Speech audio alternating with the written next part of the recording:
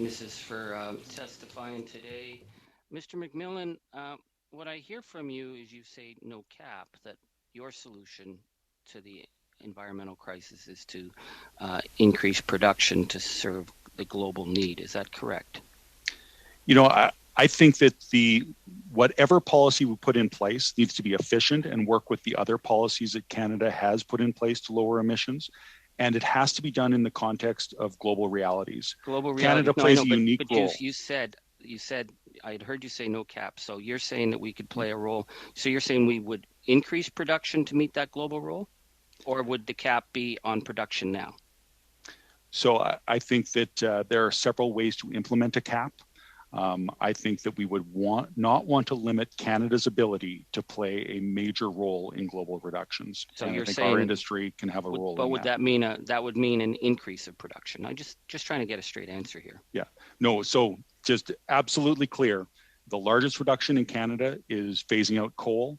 We can play a major role in doing that globally by increasing our production. Increasing production. Okay. Okay, that's good. I just like people to be clear. Yeah, appreciate that. And so we're looking at increased production.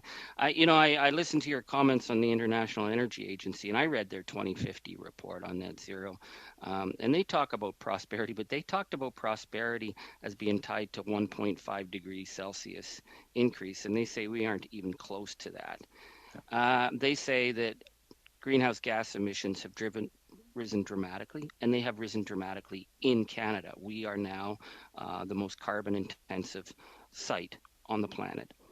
And the International Energy Agency says to meet our targets, there's no new fossil fuel projects to come online. Would you agree with that? So the International Energy Agency has several different scenarios. I referenced their base case. They did put out several other scenarios. The one that you reference is their 1.0 scenario. Yeah. So each of them use different metrics in how they calculate. I know that, but I'm just wondering if the International Energy Agency, which is, they aren't radicals. I don't think they vote New Democrat, and they probably don't vote Socialist. But if they say there's no new energy projects from fossil fuels coming online to meet the target that the IPCC has set, can you maintain your level of production or increase it based on the existing projects, or are you supporting new projects to come online? Yeah. Again, that is one of their scenarios where they have some very specific criteria that goes into it. But I think, a question for this committee, if global demand is going to increase, if people around the world are looking for better lives, should that energy be coming from coal or from natural gas? Should it be coming from Canada or from Kazakhstan? And I will pick Canadian resources any day. I guess the issue that we can't tell from your argument is that we've been told that what happens to bitumen that's burned in China doesn't count. The only thing that counts is at as in the sands and at the wellhead. But if we're not counting all the actual impacts of burning a barrel of oil, how do you tell us the world will be better off by us shipping bitumen, which is right now is the highest carbon intensive source on the planet, that it gets burned someplace else, but we don't count that, and yet we then say that we are actually net zero? That doesn't make sense. Come on.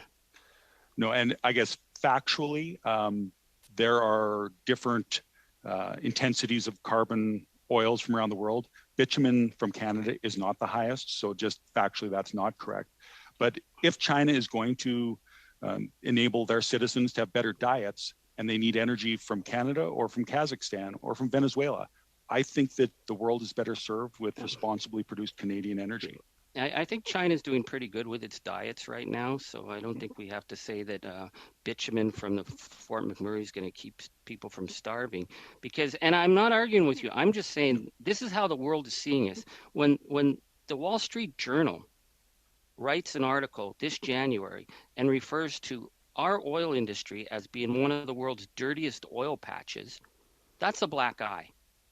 And when they say that all the major investment banks have pulled out of Canada because we don't have a credible investment plan, that's a black eye. When the New York Times writes that the world investors are leaving dirty fuel, and they talk about Canada, that's a black eye. So I think you should be coming to our committee and saying, we are committed to a cap, which I haven't heard. We're committed to serious reductions, and being an industry that's awash with money right now, we're willing to put the money on the line. Um, is that something you guys are willing to do? Yeah, I think that your question is very good, and I wanted to be clear in my opening comments that our industry is committed to continuous improvement. We are committed to efficient climate policy. We are committed to being world class, and we will continue to improve upon I the thank you work for we've that. done. I just, I come from a resource region, but when I see the Washington Post saying that we have the dirtiest sites on the planet, that's not good enough, not for our country, and we need to do better. And that's why we have to talk about this cap in a credible manner. Appreciate your point Mhm. of view. Thank you.